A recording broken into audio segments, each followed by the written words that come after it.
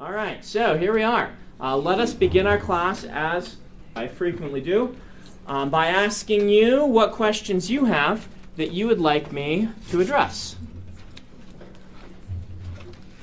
Yes? Can you give pointers and tips on writing fight sequences? Excellent. That's actually on my list to do today. And so I will be getting to that.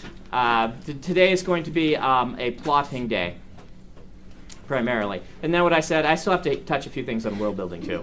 But yeah, we will be doing fight sequences, we'll be doing action sequences, and we'll be trying to talk about narrative flow for scenes a little bit.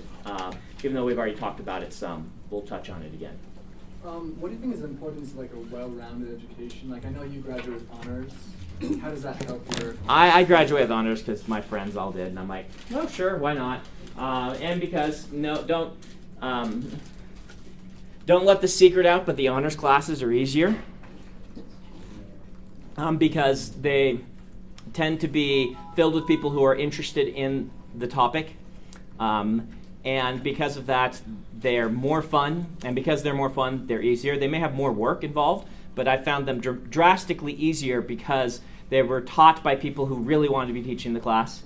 And it was a topic that was more focused toward what I wanted to do. So I loved all my honors classes. Like with regards to science, but biology. A broad education for writers kind of come in two general big groups.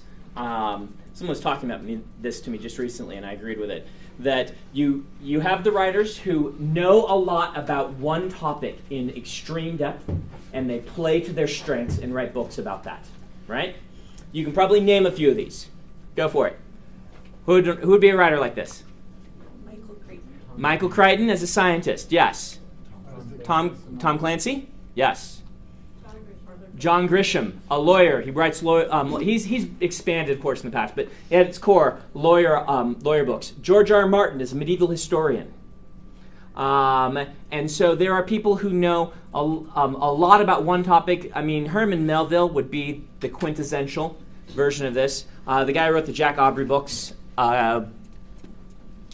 whatever his name is, Master and Commander. Come on. O'Brien. He would be another great example of this. And those tend to be, they can be very good books. The other type of author is the author who knows a lot, or knows a little about a lot of things. And so they write books that are very broad-based, that include a lot of different things. I think Robert Jordan was like this. And rather than focusing on one topic, they tend to, touch on a lot of different things. I'm more one of these type of writers. And so really it depends on what you want to make of your writing. I think it's very valuable for a writer to have, particularly in fantasy, science fiction, to have some experience with psychology classes, some experience with history classes, but you have to find the right ones. You've got to find the whys for the history classes. In other words, some history classes are going to focus a lot on dates and things. And I know that's the dry, generic thing, but I did take some that did that. You want to find the history classes that are going to say, this is why the stirrup revolutionized warfare. If you can find the classes that teach things like that, those are the classes you want to be in. So I feel that science is very useful, but again, it depends on what you're writing. If you're writing science fiction and you want to write hard science fiction, you're going to want to be one of the focused type of writers that knows a lot about a few really powerful scientific topics, and then you leverage that into your writing, in your novels. If, on the other hand, you want to write space opera, then knowing enough about science to not call a parsec a unit of speed might be an advantageous thing. So, I know that he retconned an explanation for that. You don't have to tell me. Do you guys know what I'm talking about? Yes. Are you? Who doesn't know what I'm talking about? You're in a science fiction fantasy class? Yes. What I'm referencing.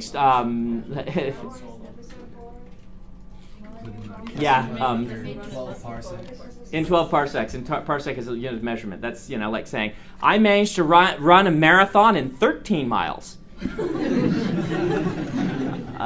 But, yeah.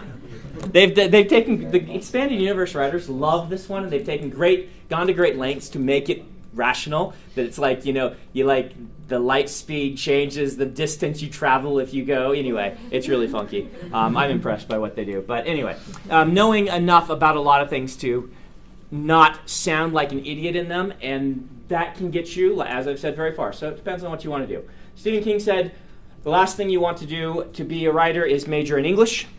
I agree with him with a caveat that, but major in English, if you are a writer, sure makes getting that major a lot easier because you can use your writing for classes such as this. And it makes getting your credits a bit easier, particularly with a master's degree. But conventional wisdom from writers, and it is good wisdom, is that English majors don't necessarily make better writers than anyone else. And in fact, a writer who has something about which to write tends to make a better writer than someone who takes a lot of English classes, because what people don't know is that English doesn't focus that much on craft. Focus looks at literary analysis, which can be useful to you if you're approaching your books from the right way, but I think in large part a good history class is going to be more used to a fantasy writer. That said, I majored in English and got a master's in English, so yeah. All right, other questions? Ooh, right here. Tell us about the educational value of video games in our...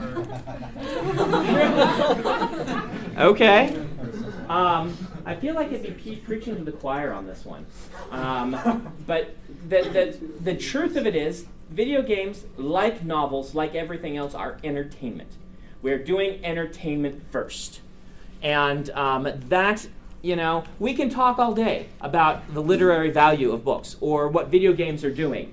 And there are lots of cool things they're doing. But I don't think it is right to not address the fact that this is entertainment. And, good entertainment does a multitude of things. But we aren't sitting down to write.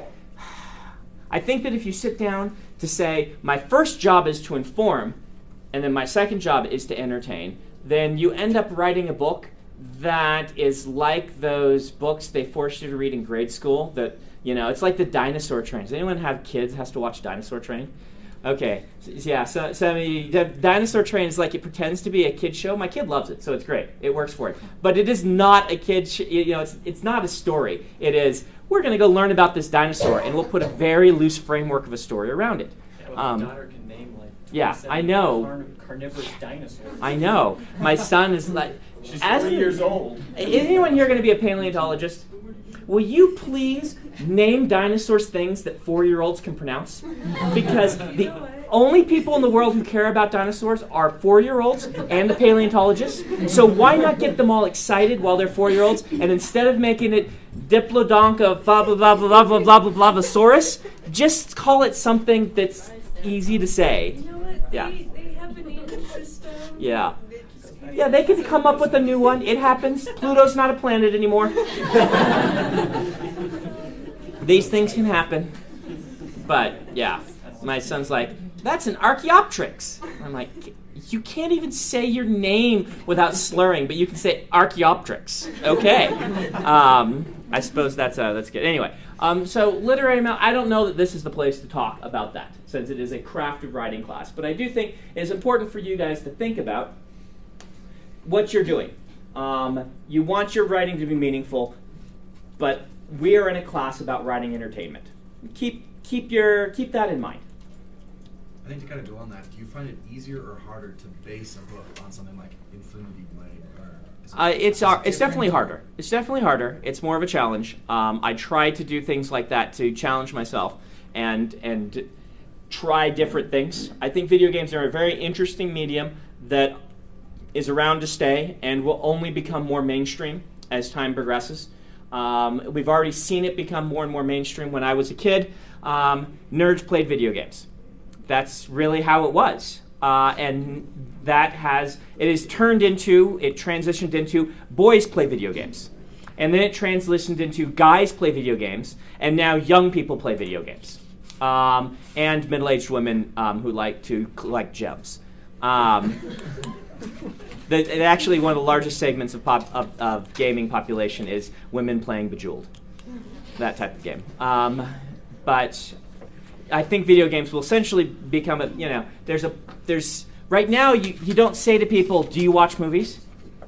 You don't ask that because of course they watch movies. Who doesn't watch movies? I'm sure there are people, but but you do still ask, do you play video games? And I think, so it will become, it's a medium that's here to stay. Things are changing, and it is wise as writers to be aware of the possibilities there. Video games, particularly in the last 5 years or so, have really taken an effort to step up their writing because they've found that what's going on, talking to the people in the industries, they have hit a point in the technological development where they can do technologically pretty much anything they want to do. And so the games are actually blending together because they're all having the same mechanics. And so because of that, what's starting to separate them is what separates one action film from another, which is the story you place around it to disguise the fact that it's basically just the same story done again. And they're doing that. They're finding that with video games. Didn't you turn your book Infinity Blade? Isn't that from a video game that you're writing the story? You wrote the story? I did. They did the first game without my involvement. They came in and said, "We need help with story. Would you like to be involved?" And I said, I really like to dip my toes in this. So I wrote the book and then wrote the story for the second one. I co-wrote it. It was their story to begin with, so it's not like I co-opted the whole thing. But I did kind of blow in like a storm of storytelling and leave them with a world Bible and a history and a backstory and characters which hadn't been named and all of this stuff. And so, but yeah, it was a fun experience. They're a local Utah company? They are. Yeah, they're a couple of Utah guys from BYU, graduated, started their own company. It took off, got big. They got bought by Epic Games, who does the Unreal Engine. And they have a studio in Salt Lake. But there is room for video game writers. As of yet, the writers tend to be people who are on staff. So if you are a computer programmer and you have good storytelling chops, there's a good chance you would be allowed to write story. And you can get a job like that. Right now, they're not hiring very many people who are not part of the industry to just write for them. They're going to people like R.A. Salvatore rather than you. But it is a valid job. I do have a friend who's a quest designer for World of Warcraft. That's his job. He has an English degree. So, yeah. I like when I write, one of the purposes I like to be meaningful, Yeah. I guess. Does it ever, bug you, like how meaningful can just entertainment be? Well, you use a just. We are doing entertainment.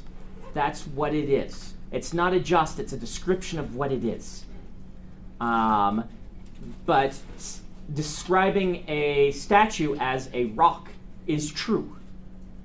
What you are doing is entertainment.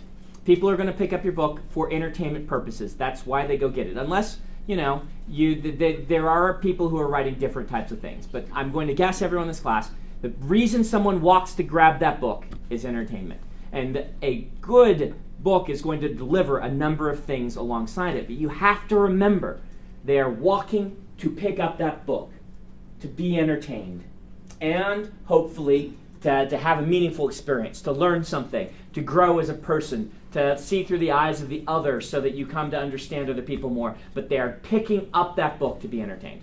Don't forget that. Don't forget to be fun. This is what I think. I think when we get very solemn about what our meanings are and our themes and our tones, we start forgetting how to be fun. And there's a lot of different types of fun and a lot of different books that are fun in different ways. But don't forget to make an enjoyable experience alongside what you're giving, because that's why they're picking up your book. Yes? So, connected to that, how do you put meanings in your books without preaching? It's a good question. I would say that for me, and there are various schools of thought on this. There are some people who will build a story around a meaning. This is the C.S. Lewis approach. And it's hard to argue with C.S. Lewis, though Tolkien did. Where Tolkien, if you would ask him what his books are about, he would say they're about the characters and the stories that they tell, and the mythology that I built. They are not about anything. They are about themselves. And this was, as I understand, a long-standing discussion between him and C.S. Lewis about how didactic stories were intended to be. And so it depends on your personal philosophy. This is a question that has to be approached kind of from a personal philosophy standpoint. For me, I feel that I am writing a story first, and the meaning will come from telling a good story. And so if I am writing characters who are deeply passionate about topics, which are meaningful, if I make my characters meaningful and place them on opposite sides of a thought process on an issue and let them discuss about it in meaningful ways, it will have depth to it by exploring both sides. And that's what I do. You get preachy by not putting in straw men. You avoid being preachy by not putting in straw men. Nothing bothers me more in fiction than a straw man, particularly one who believes as I do, and exists in the story to be taught a lesson. And that goes against the character philosophy that I've tried to express to you in this class, which is that a character is the hero in their own story. They think, live, breathe, dream, and have a life outside of the main plot of the story. And even if part of their narrative arc is to learn something about themselves, having them exist only for one purpose, to be taught a lesson, is usually going to create a flat and unengaging character. So that is my response to you. Let the characters decide your theme. Granted, your passions are going to inform what the characters become. And so you are going to be creating it, but if you see it through the lens of the characters. The other thing I would suggest is be careful to give sympathetic protagonists with good arguments that are different from what you believe. If you really want to have depth, this is what you need to approach. If you want to discuss a topic, put in someone who researched what other people think other than you, and put in a protagonist who expresses that philosophy in a strong and meaningful way. And I believe that this is a method of achieving truth. I believe that if something is true, a strong argument is going to actually make a better argument for the truth than a weak argument will. A truth that cannot stand up to a strong argument against it is not a very good truth in the first place. So that means if you're very right-wing and you want to approach this in your books, it will make your books stronger if the people who have the opposing philosophy are not all pedophiles, which is what happens. In fiction, you will find it. How do you make the bad guy a bad guy? Number one, you make them espouse the opposite political philosophy of you, and number two, you make them a pedophile. I guarantee you can find examples of it in literature. And so stay away from doing that and instead put a strong character who, even if it's not the main character, has a philosophy that you've researched and you've given their strong arguments, and don't make the point of the book to prove them wrong. Let the reader read and say, okay, I see both of these arguments going back and forth, and I can pretty much tell, I think, what the writer's philosophy is, but the other argument is here. And if someone disagrees with you, is reading the book and they see their argument there, that will make them appreciate you as an author so much more to say, yes, that's what I believe, I am represented, and it's not a straw man. If you don't want to write books like that, that's okay. You don't have to. But if you want to do it, which you seem like you do, that is my advice to you. All right? Other questions? Right over here. Are we going to have a section on romance? Romance. I suppose we should, shouldn't we? Ah, boy. We probably should talk about that. I'm not sure. The thing is, romance, I basically build like I build most character interactions. I just add a romantic element to it. So I actually plot it out very similarly to the way I plot out any other character relationship interaction. I just add a romantic element to it. But we can talk about that. Let's get into let's go and do a lecture on fight scenes and romance. Yes. Never the shit third law of magic. Yeah, I mentioned that at the beginning. I was reminding you. Yes. Yeah. Third law of magic. Right. Okay. Hey, you guys and your magic systems. Just like it's like you think I do this or something. And boy, Travis isn't here, so I don't have any treats. Oh, but I got some they left that had from last week, so I can eat those. Yep.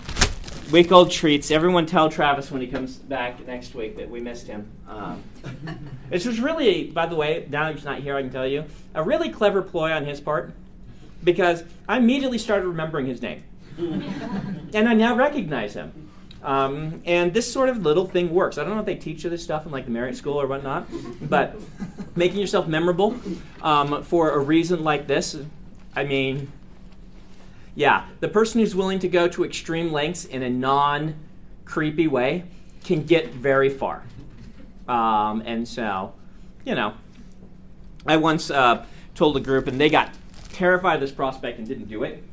But right when iPads were coming out, I told them, get 5 of you together, go buy 5 iPads, load your books on it, and give them to 5 editors as a gift that you have interacted with somehow or you have met that you want to be, and say, hey, here's a free iPad. All you have to do is read a page of each of our works. I told them, try something that daring. That's pretty daring. That's like up to the line and maybe stepping over it for some editors, but I guarantee that editor's going to remember you. And editors are not well paid, so getting a free iPad, they'd be like, yeah. Now, they'll feel guilty, but they do it. I mean, they have seen lots of bookmarks. They've seen lots of cute doilies, and they've seen lots of pink paper sent to them to try and draw their attention. They've seen all of that. They have not seen someone give them an iPad loaded with 5 books. But that might be over the line. I don't know. It's the sort of thing I might have tried. Except for that whole being very poor thing. But once again, being very poor, you can make that same argument going to med school. You are very poor. Yes, you're a med student. You can't afford $20,000 tuition every year.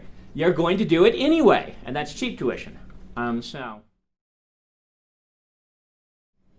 All right, fight scenes and romance. Writing and read very appropriately. Let's talk about fight scenes first.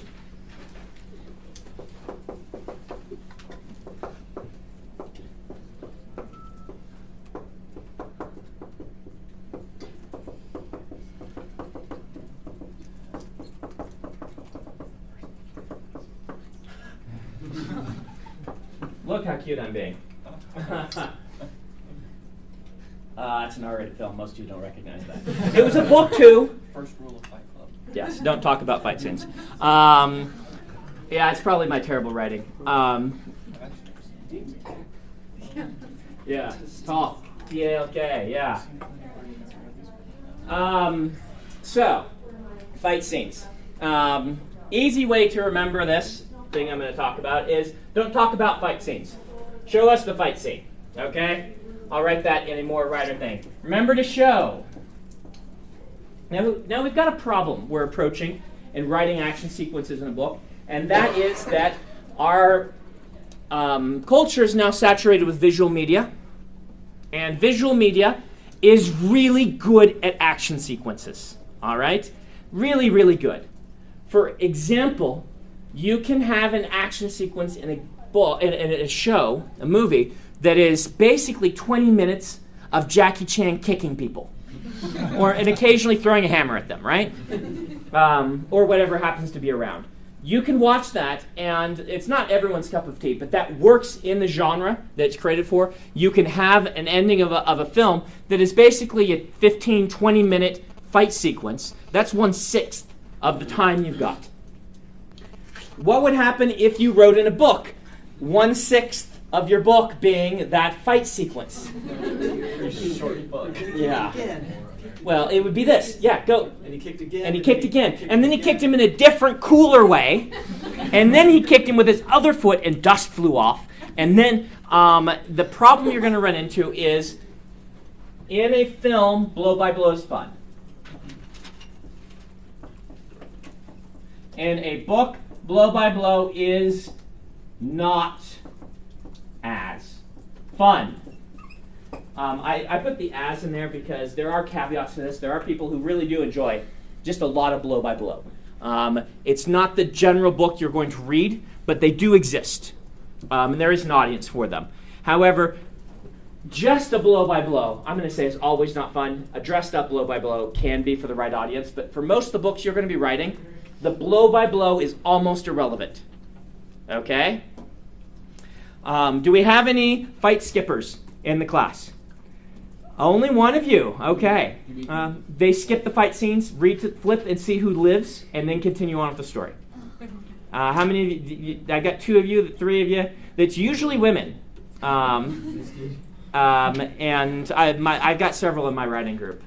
There are people who just will say, okay, I just flip and see who lived, and then I keep going. They literally skip all the fight scenes.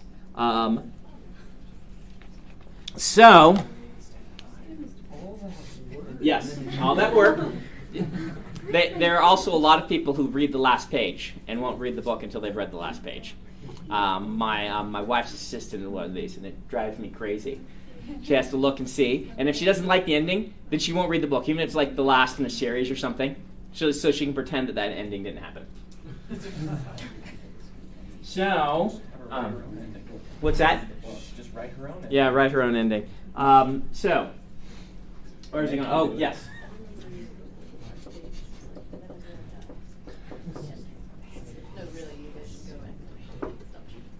First thing that I want you to approach in writing your fight sequences is to make sure you're being clear. Now, this is going to push you toward doing more of a blow-by-blow initially, all right? That's okay as you're working on these. The biggest mistake I find is people not being really clear with what's happening, because the relevant information for this fight sequence is really who got hurt, who didn't get hurt, who lived.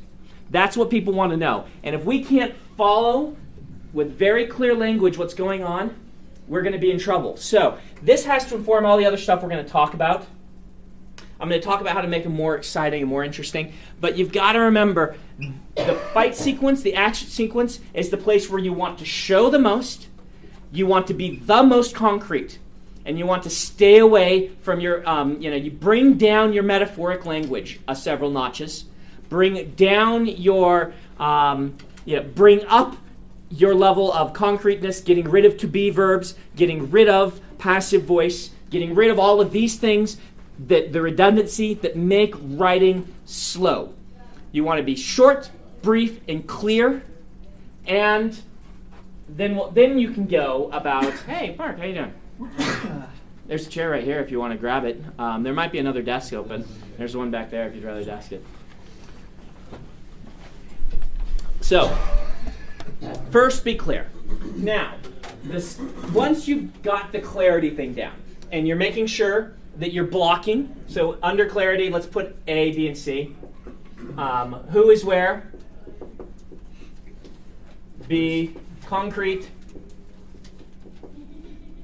And C, I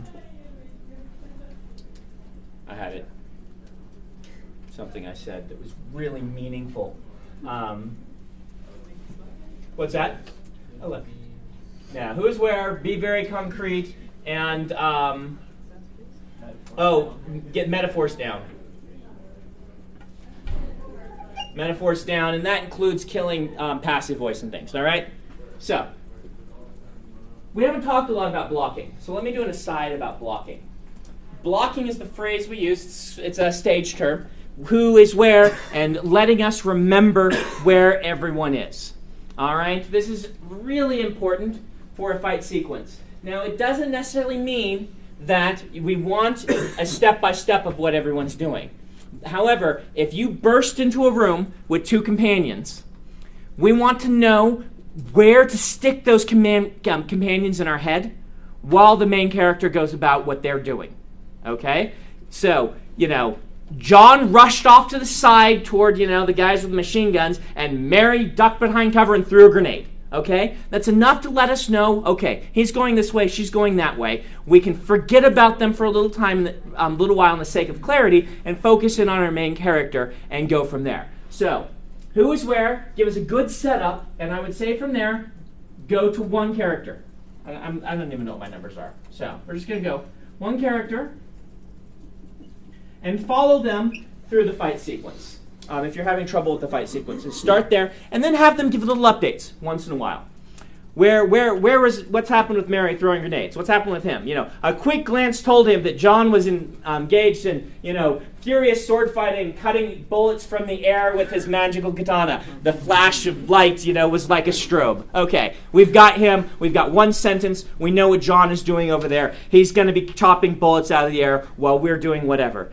One sentence here and there letting us know what other people are doing while we stick with this one character at the beginning. Now, that's not the way you have to do it forever, but if you're having trouble with fight sequences, one of the big things I see people do is, number one, they kind of instinctively know that a blow-by-blow isn't fun, and so they don't want to do a lot of this, and they let themselves get lax to where people are going, and it becomes just, things like, it was a scene of chaos and destruction.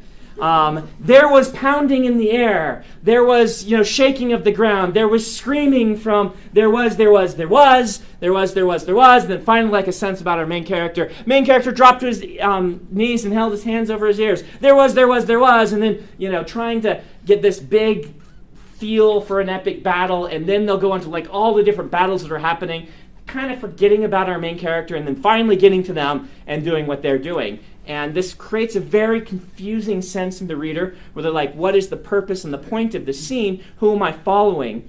And usually a fight sequence can be narrowed down to one character better. That's not to say that you don't want that chaotic feeling, but you want the character feeling chaos, feeling like they're amidst a battle. You don't want the reader feeling confused. Confused character, good. Confused reader, bad. Okay? So that same scene would be done, that scene that I just described, they could film in Saving Private Ryan and make it awesome. In a book, that would be very difficult to do. You would want to just start with the main character, which they eventually do in Saving Private Ryan, and follow that main character through so that we keep our focus for this action sequence. All right?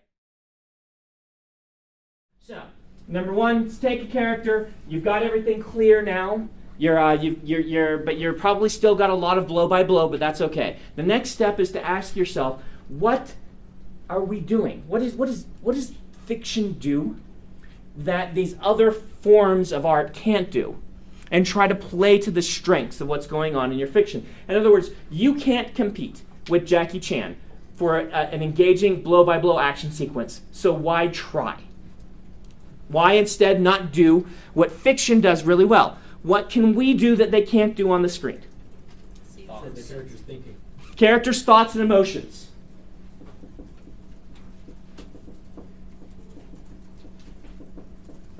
Particularly if you can make us feel like we're exactly feeling what the character is doing. Now, this is why I prefer to use direct thoughts of the character with a balance with a third-person narrative, because I think this allows me to do a lot of interesting things. And I try to make the thoughts shows rather than tell. And you can do this.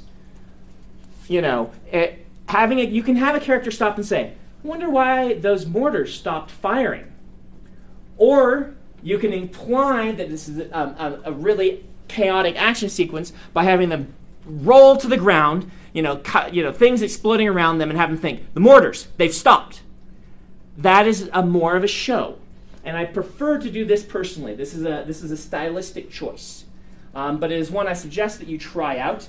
A lot of the thoughts that I'm seeing used by you are very expository, which again is a stylistic choice. I'm not going to say don't do it, but I'm going to say consider trying to make the thoughts more shows.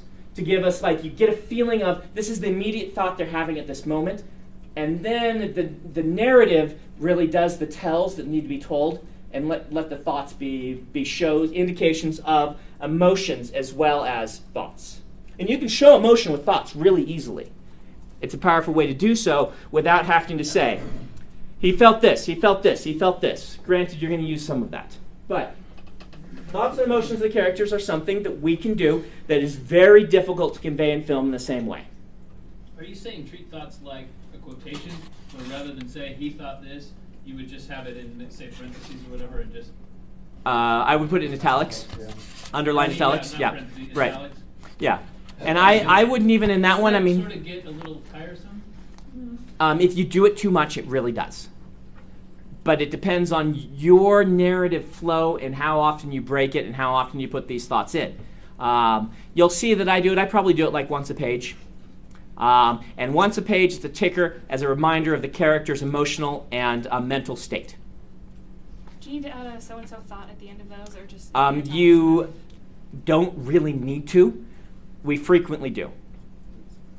The thought is invisible.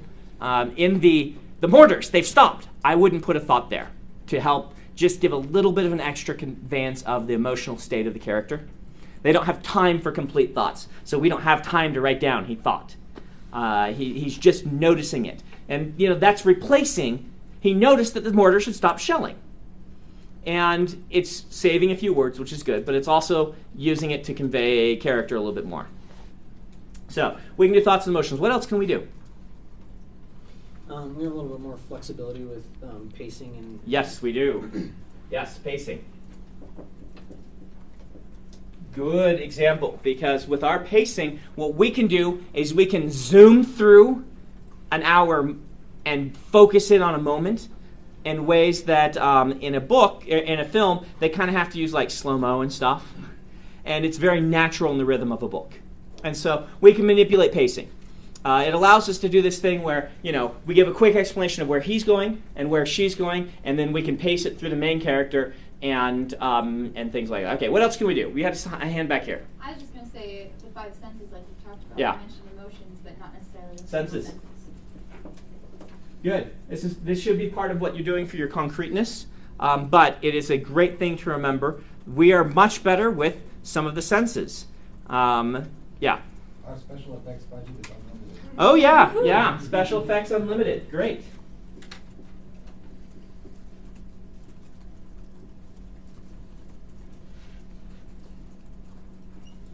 And don't overload your fight sequences with descriptions. But boy, this is the place to bring out the big guns where it comes to writing compact, concrete, descriptive sentences.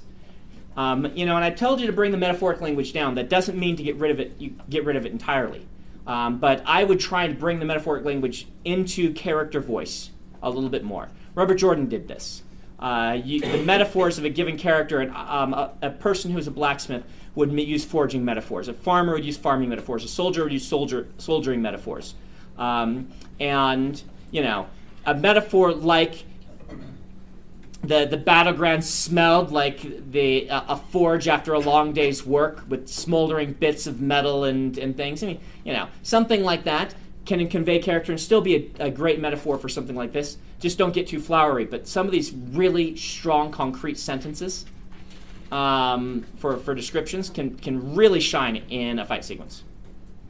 All right, Mark. Backstory, sure. Like yeah. in Princess Bride, how the characters, Bassini's troupe sort of is assembled, and you get to know that Inigo spent 20 years studying fencing or whatever. That things that they have to tell you when you see the movie. Yeah. That's a good one as well. Really, what a lot of these are getting into is your ability to use the thoughts and emotions.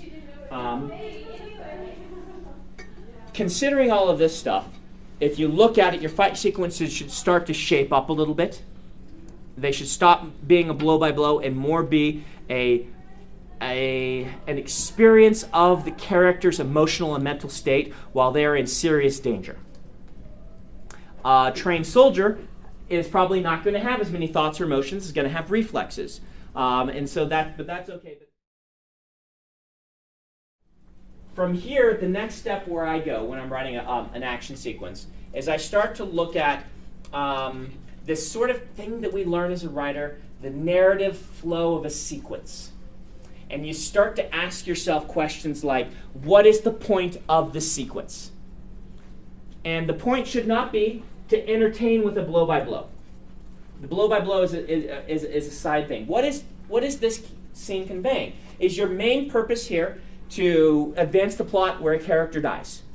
Is your main sequence here to show your main character being resourceful in a time of great stress and danger? Is your sequence here to add a level of danger and threat to the world? And all of these things are things a fight sequence can achieve. And I think are vital, particularly fight sequences, that you consider when you're putting them in, because they'll each have a different tone. It's like an Alloy of Law and the other Mistborn books. You used a lot of the fight sequences to give a crash course on the magic system. Yes, I did. That's a very common use of a fight sequence for me. And I frequently use them for what I just said. Let's show how resourceful the characters are. So we can show a character in their area of expertise being an expert. Alloy of Law is a great example of this. And you can compare how the tones of the fight sequences. You can see where I'm trying to be illustrative of the magic and where I'm trying to say, here is why this character is very competent. You've seen them be a fish out of water. Now we're dumping them in the pond and they're the big fish. And it's therefore achieving character sympathy and empathy, hopefully, if I'm doing it right. We do still do some blow-by-blow in that. And the blow-by-blow can be fun. And an action book is going to, you're going to want to have some of the action be fun. But you sit down and say, what is fun in a book? For me, in an action sequence, what is fun is showing the characters making connections, using their resources in interesting ways, and being clever. If they're a clever character. If they're not a clever character, advancing the character in some other way. And so you'll see me use fight sequences in the Mistborn books for a lot of different things. There's a lot of fighting in the Mistborn books. In some of them, it is to convey a sense of tone for the period. To make the combat in this in some of these books are more like dances. These kind of beautiful, flowing, one-on-one sparring matches in the Night and the Mist were intended to evoke a sort of sense of this is a wondrous magic system. This is wire fu without hopefully the wires being visible. This is elegant and graceful, and these are elegant, graceful creatures who have come into conflict with one another. And so I'm trying to achieve certain tones with these fight sequences. This is very important for you as a writer to start paying attention to for all of the sequences that you're doing. What is this sequence achieving? What is its goal? And it shouldn't just be one thing. Advancing the plot is usually not enough. What is the tone of this scene going to do? And fight sequences are a place where people often just kind of say, okay, now we're in the fight sequence, so we'll show them fighting. And that's what the scene is about. I find that the fight sequences are far more engaging if you say, no, what's the tone of this, and how can I make the fighting enhance the tone of this fight sequence? Desperation? Or is it competence? Or is it, misery and hopelessness? There is no fighting back. So, questions on fight sequences? Pat Rothfuss recently did a post blasting authors that change point of view in fight sequences multiple times. When is the appropriate time to change point of views if you wanted to? Your call. There are so many different styles on this. Pat is a big fan of Tad Williams. Is one of the big influential authors, I believe, in his writing style and career. And Tad was a master of the quick viewpoint swap. You'll get, in really great sequences of his, you'll have like 5 different viewpoints. And the way he cuts them, go study what he does. Other authors, like Robert Jordan, did not cut viewpoints nearly as often in their books. So, yeah. Make your decision. What kind of tone do you want? Quick, frantic cuts give a sense of speed to a book. And, well, speed is the wrong term. A sense of pacing, like bam, bam, bam, bam, bam. If you're cutting scenes very quickly. But if you do that too much, the reader gets lost. So, it's a balance. Other questions about fight scenes? You're all experts now. Good. No, I just said stuff that didn't make that much sense, so you're confused. How do you go about gauging whether you've gone too far, blow by blow, or too little? Alpha readers. Yeah. Usually alpha readers, because that balance is one of those ones that I have to have someone read it and see if they get bored. Do you think kind of looking into the psychology of kind of combat and fighting, but also going back to like your earlier comments? Oh, I think that's definitely, if you've got a character that can do that, it can be a great way to make you want to make the fight scene. Here's the thing, guys. Every scene should do something different and cool. You should be trying to do something different and cool with every scene. And from newer authors, I read a lot of filler scenes. Like they're trying to get to the something cool and awesome. Well, as a writer, you should be able to turn any scene into something cool and awesome. If it's not, set it someplace interesting, or have them doing something interesting while the scene is progressing. There are lots of, in television, there are lots of masters of doing this. You'll set a scene in an unexpected location, and even though it's just talking heads going back and forth, because they're watching the Shark Tank at the time, and kind of, their conversation is therefore reflecting kind of the nature of sharks, you suddenly have this great underlying message for the sequence. So set it someplace interesting. Have them do something interesting. Just have something interesting and different happen in every scene if you can. And, when you sit down and say, I'm going to write my fight sequence, say, what different can happen in this fight sequence? We're going to have a generic chase sequence. Okay, where can we put them that the chase would be more interesting? A chase through the cages at a zoo where you're jumping over partitions and from the lion's den to this is a different chase sequence than we're running down more generic streets. Beginning, the parkour thing from the beginning of one of the more recent James Bond films, chase sequence, is a great example of this. It could have just been him chasing a guy down a street, because there's lots of films that do that. And instead, they had this really cool parkour thing. You know what that is? Urban climbing and stuff. And so ask yourself, what can my fight sequence do differently? Where can we set it? What hindrances can we give to the characters, or advantages can we give to the characters? And try and do this with all of your scenes, if you can. How do you find the differences between large-scale battles and smaller, like duels versus like armies? Boy, that's gonna be a measure of tone. For me, when I'm writing armies, I go for often the sense of I am the small and minuscule thing in the center of this big machine that's crushing against another machine, and you give a sense of that through the character's eyes by just having them. They're trying to stay alive. Most people in wars are just trying to stay alive. It's a war between their training and their survival instinct. And if you show that inside of them, that can be as interesting a conflict as anything else. How do you make it feel like awesome and powerful? Like, I remember when I was reading The Wheel of Time, I first loved that. I was just like, how awesome I felt, this limitless power. Even though when you actually compare what was happening, right, in that book with the magic, it wasn't that much more awesome than things that happen in lots of other books with magic. But it just felt awesome. I don't know. There's necessarily just I think it's use of character. Personally, it's use of character. If the characters, the way they're responding to it, makes it feel awesome, it will feel awesome. I can't. This is one of those things you're going to have to experiment with on your own. And it's a really hard one because you will never be able to read your sequence and feel the same awesomeness because you know the sequence. You can't feel that sense of wonder and awe because you wrote it. Unless maybe you hit yourself on the head and forget about it. Do it. Yeah. I often wonder, what would the teenage Brandon think of Brandon's books now? But, yeah.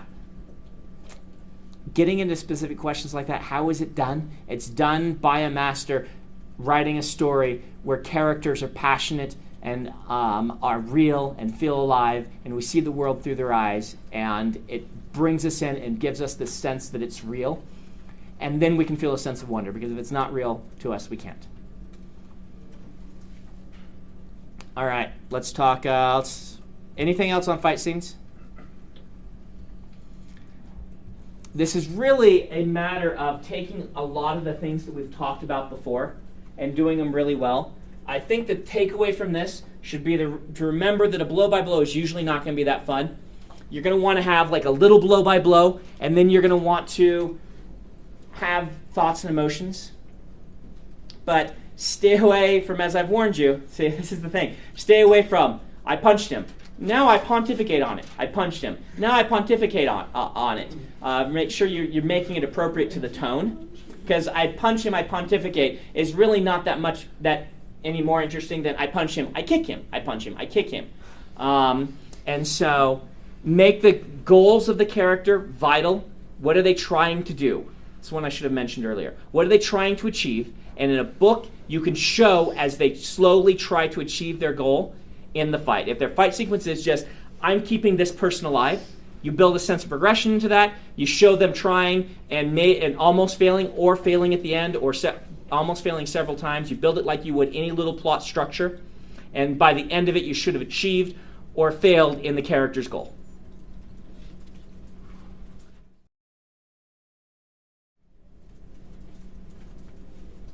All right, romance.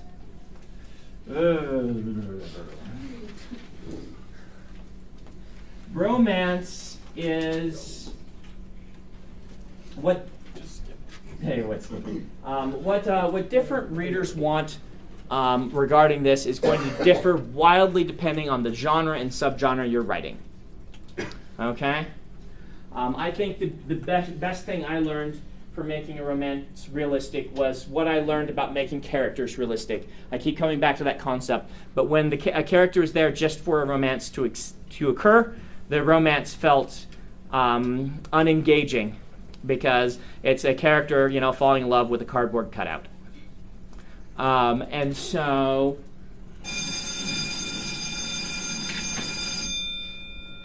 boy, what can I say about romance? Yeah.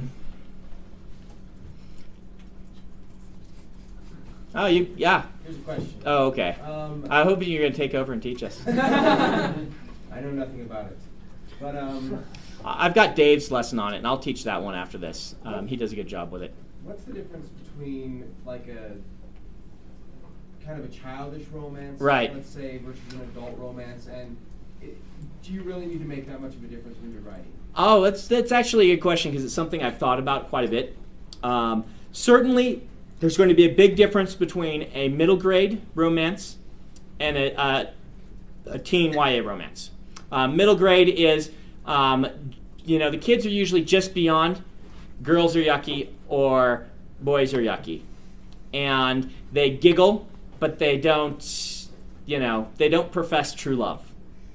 And I think that one's actually, easier for you to distinguish than the teen romance, which is,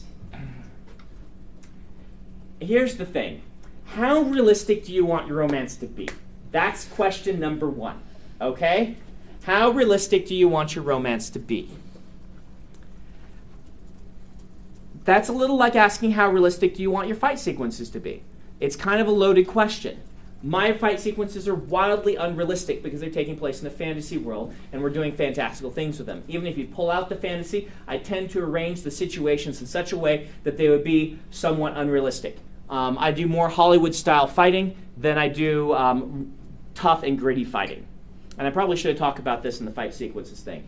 But, tough and gritty fighting, the real nature of fighting is you take a wound and you don't fight anymore.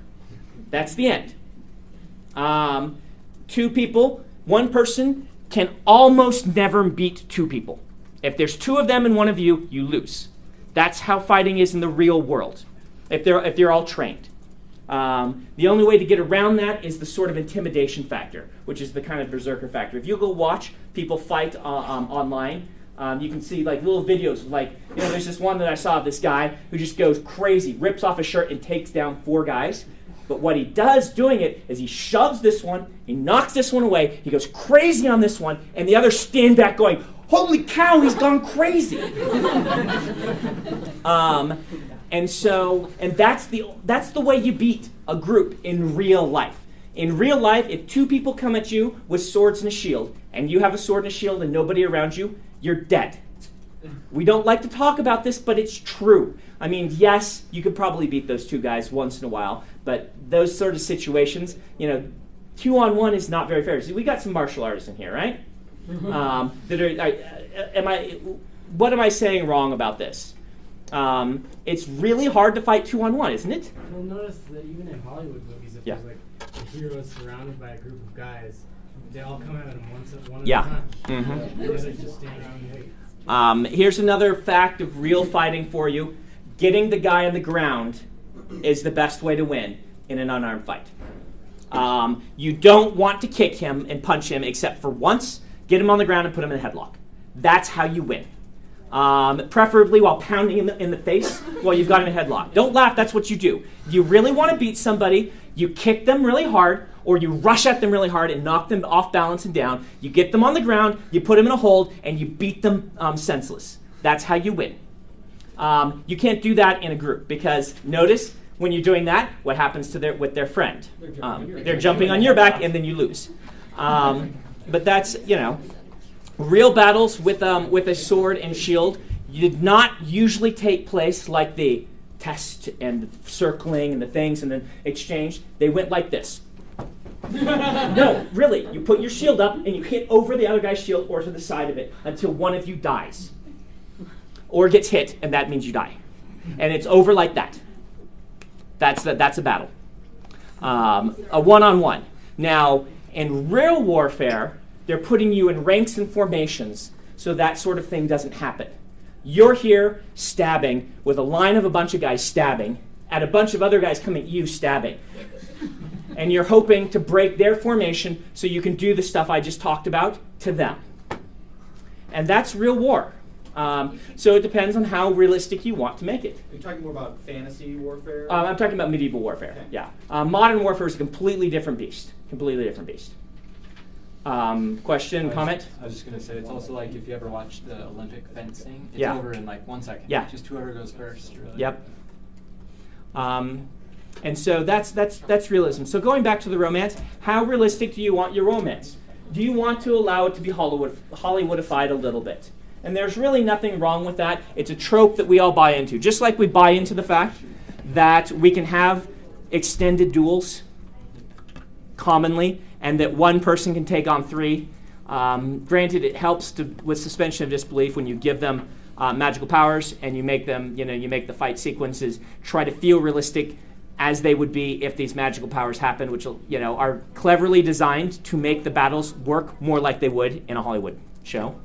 I think that's something like he was talking about video games earlier. We come up with this idea of hit points. As long Yeah. as you don't go to zero, you're Right, fine. right. But like you said, like one hit, you're Yeah. basically done. So like how much damage can we do to our characters Right. believably before they should lose? What type of story are you telling? Bruce Willis in Die Hard. That guy should have been dead long ago, but the story works because he is just so tough. He's not. Realistically, you take a wound in your arm and you're out of fighting for, 6 months? You don't fight again for 6 months. You take a wound in the side, you don't fight again for 6 months. Or maybe longer. You're down. That's it. You take a wound in the leg and you can't march. You are not on the battlefield. That's what happened, in these you had lots of people cycling off the battlefield and on the battlefield as well. That's another thing we miss in talking about in warfare. They were long, extended campaigns. And a lot of warfare is about not actually fighting. A lot of warfare is about intimidating the other people, getting in position to fight, and then having the quick clash and seizing a little bit of ground, or losing a little bit of ground, or attacking a supply line. Very rarely did they actually have the big battles. They did still happen, that were just like everyone runs at each other, and at the end of the day we count who's alive the most. Most armies will break after 10% casualties. You see 10% of your friends fall in this rank, and holding that rank gets really hard because it's breaking apart. And when the rank breaks, you know that you're dead. And so you break first and run, and that's what armies were about, is making sure you didn't break first and run. And both sides will be taking a bunch of losses. And both sides, no one was winning. Both sides were losing. One just broke first. That's very frequently what would happen. So if you want to write sequences like this, don't listen to me, because I've learned to fake it. I fake it well enough, and then I give it to experts who tell me what I'm doing right and wrong. Go research it for yourself, because there'll be things I've said today that are true in some cases, but not true in a lot of other cases. And you'll just have to know it. Let's do talk about really the romance, though. How realistic do you want your romance to be? A lot of people who are reading for a romantic subplot are not looking for a realistic romance. That's perfectly fine. I don't know your scale of how unrealistic the romance is going to be is going to vary depending on what type of story you want to write. I try to keep a little more on the realistic side, but I'm sure there are people who do it much more realistically than me that would look and say, this is complete fantasy, Brandon. But let's look at Twilight as an example.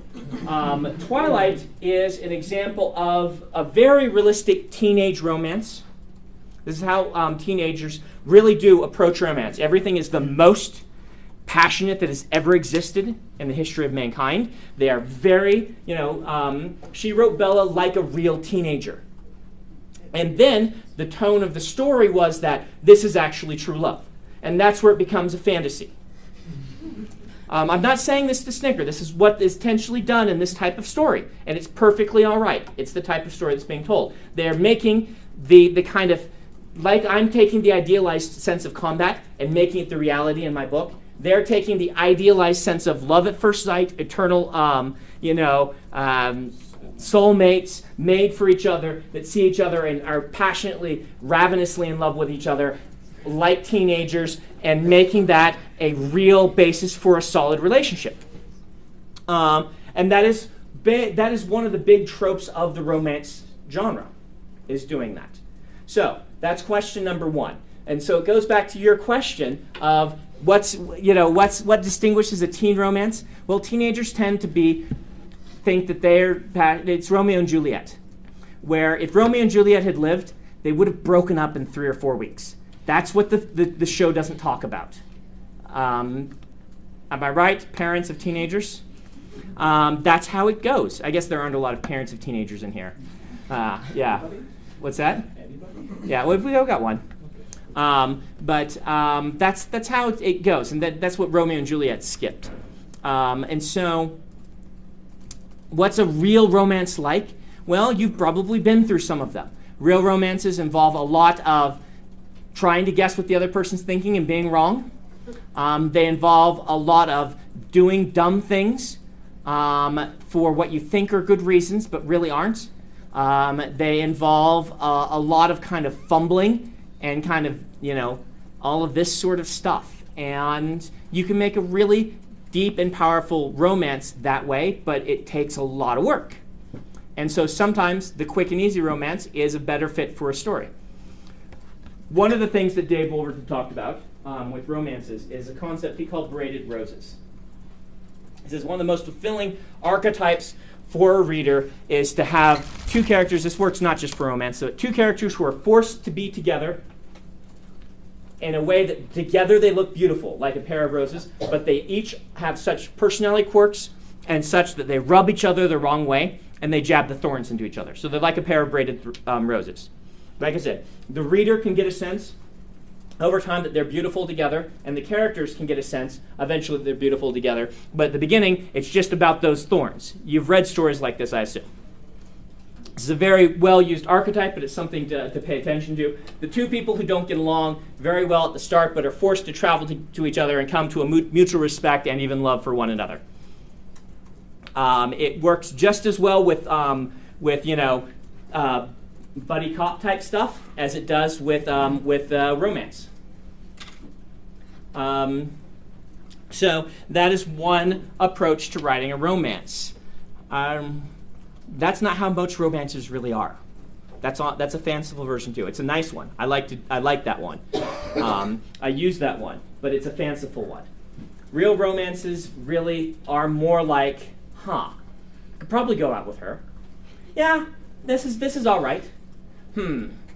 Maybe she's not interested. Maybe I'm not interested. Okay, we'll go out again. Yeah, I'm interested. I'm really interested.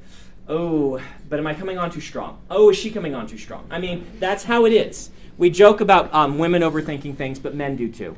And remember just to make your characters, rather than fulfilling gender tropes.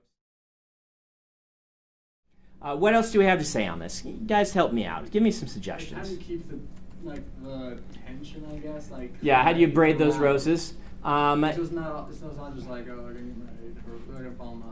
Well, one way is the love triangle, which is you introduce another romantic interest, which is almost as desirable to the reader. You want it to generally be almost.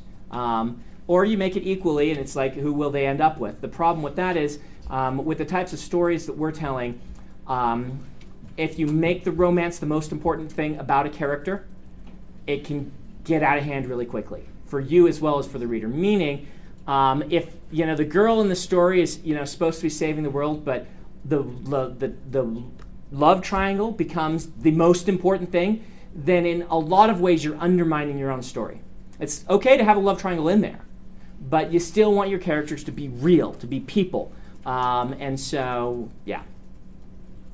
So love triangle's one. There's going to be lots of, you can plot it like you do any plot sequence. Like I said, the goal is two characters get together. They hook up at the end.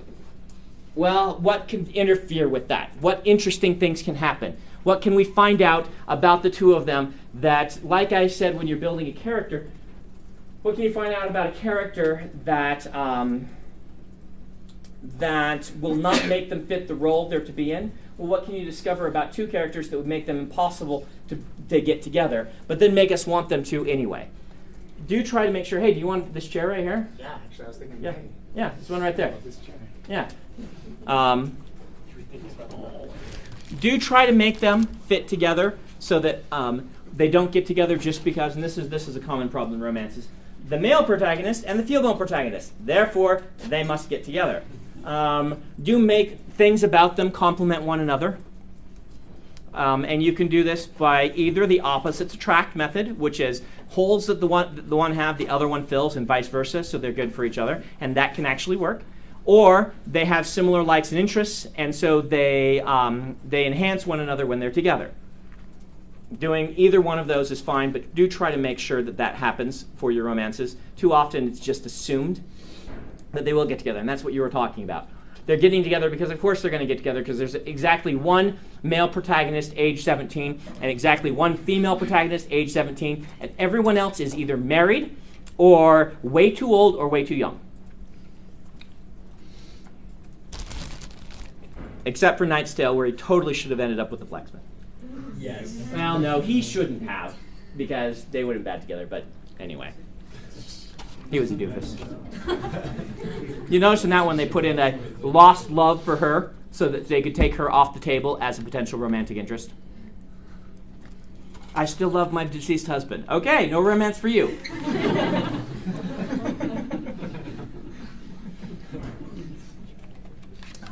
Are there any tricks to keeping that tension, I don't know, little plotting stuff? You can go into that more maybe. How do you plot a romance? Just and then. All right, let's plot a romance. All right, we're gonna build this. Let's just go to the show instead of tell, because these are the reason I'm having so much trouble with this one is these sorts of things, like I've told you before, character growth and progress is an instinctive thing for me, and it's something I do as I go. And so when I actually write a book, I say, this is a potential romantic interest. This is also a potential romantic interest. These are connections that could be made at some point in the book. I will often do that. I won't always, but I will often do that. And I will allow the character to grow in the direction that it feels like the match works. And so let's do this. Let's build ourselves two characters. How old are they? 24. Okay. Are they the same age? No. Okay. 24 and 30. So she's 27, he's 24. All right. I married an older woman, so I'm partial. All right, 27, 24. What is the dudette's profession? City planner. What's that? City planner? Okay. Let's try not to do a romantic comedy, so let's do a genre thing. So we're going to put urban fantasy, okay? What? It doesn't have, urban fantasy does not have to mean vampires. Sorry. You wanted it to be actual fantasy? I don't know. All right. So she's an urban planner for the fairy world. An urban fairy world. Yeah, the hidden world, whatever it is. She's the person who is the liaison when they come and say, we want to be building a new series of fairy huts on top of this skyscraper. Can we get zoned for that? So she's, urban planner. Okay? And she has to get like the proper permits and make sure that there's like no psychics living in the house that could accidentally discover the fairy world by, hearing the voices on top or things like that. What's the dude's profession and or? Detective. Detective? Okay, he's a detective. There you go. You're doing this already. All right, so we've already got one rose braided together, right? He is investigating the fairy world that she, in part, is supposed to keep secret. All right? What's the plot of our book? What's the capital P plot, the big thing that's happened that is going to drive the whole narrative? Big bad fairy guy invading Lord of Fairy. Okay, big Lord of Fairy World. So we've got the fairy, godfather.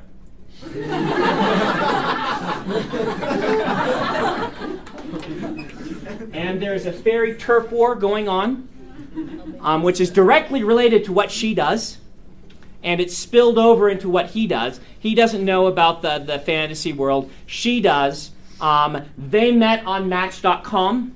Right? TM.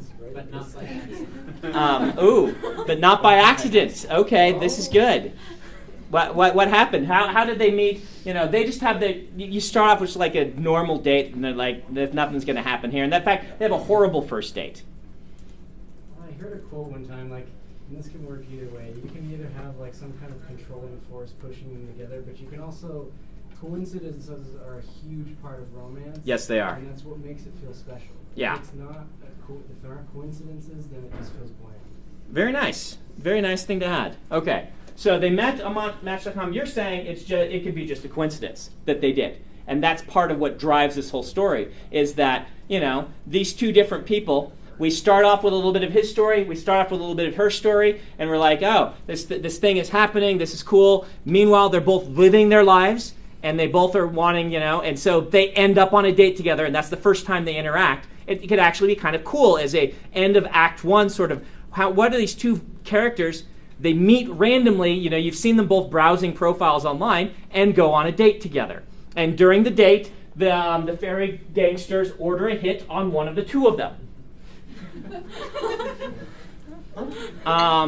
And suddenly, they order a hit on him, and you could do a very nice reversal where she's an urban planner, but she's ex anti fairy gangster, something like that. She's got some powers in the fantasy world, and so it turns into the tough detective guy has to get protected by the woman in a business suit to keep him from being assassinated by the fairy gangsters for reasons that they don't know, and he knows nothing about all of this. He's just been investigating something completely separate, but that does tie in. And so what you suddenly worked into it is a reason they have to be together. They were having a horrible first date. It ended with an assassination attempt, and now she, by nature of what she is, feels like she has to keep him alive. He wants to get the heck out of here because she's crazy, and her friends that dress up like LARPers who tried to kill him are crazy.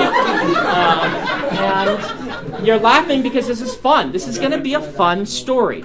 Now, in this one, this is turning into more romance.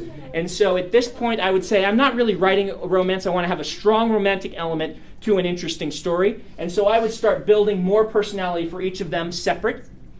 And I would start building this fairy gangster war and things, and make sure that when we introduce both of them, they have compelling stories and narratives that are aside from the romance that's going to come at them. But this is going to turn into a romance story, as one of its main things. So does the relationship arc have to track the plot arc? No, but it works really well to do so. Usually, I would say you want it to kind of be like this. If this is the plot arc, you either want your relationship arc to go like this, or your relationship arc to go like that. So you're mirroring them a little bit, but what's happening is they're expressing true love for each other right before the big climax, which they then go, fight together, or right after it. And you'll see this happening very frequently in storytelling. So the question is, we built this. Now we get back to your original question. How do we make this continue to be interesting? This is what you want to know. What plot cycles can we throw into this that will be interesting and not terribly cliche, but will still keep tension going?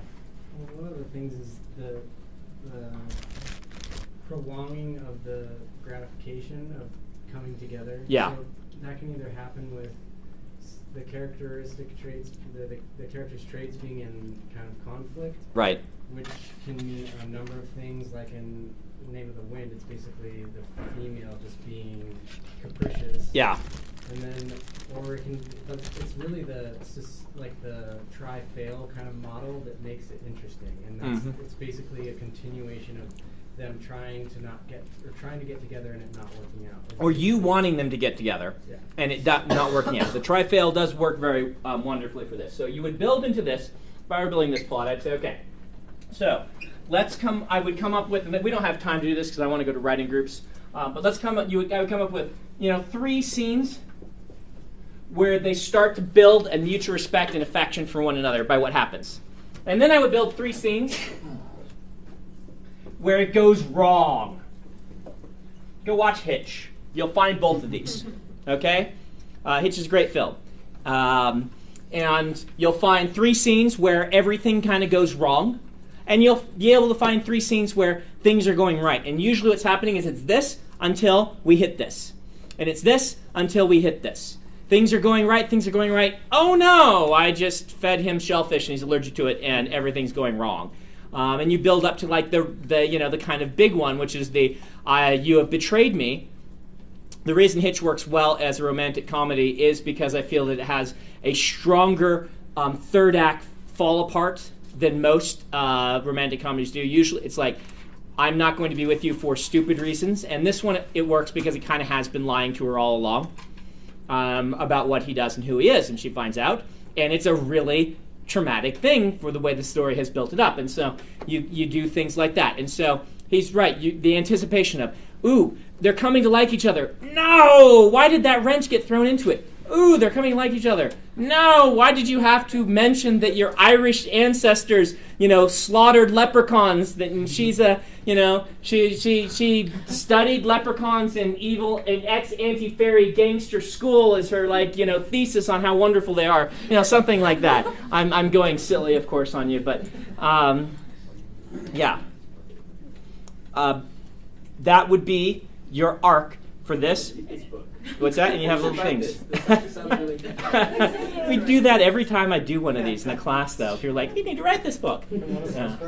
What's that? Yeah, go for it. It's yours. Yeah. That's right. Yeah, fairy gangsters. Of course, I've done all this stuff kind of sillily. But you could revise all this. This could go a little bit dark. This could go a little bit light. Urban fantasy has opportunities for both. So, how hard is it to put a romance in when you're totally done otherwise? It depends on if it means adding a new character or not. If you're done otherwise, my suggestion might be to start to do a few things like this, hinting at 2 characters that you will then use in a sequel to get together if it's a book that you are planning a sequel for. Or do a little false romance or something like that. It's interesting. I had 2 romances in The Way of Kings, the first volume, and both of them I tried to do in some somewhat non-stereotypical ways. The first one, it happens between 2 people in their 50s, and that's the primary romance of the book. And then the other one is a kind of more flighty, realistic teenage romance where it's really one person trying to manipulate the other, and they don't know it all along.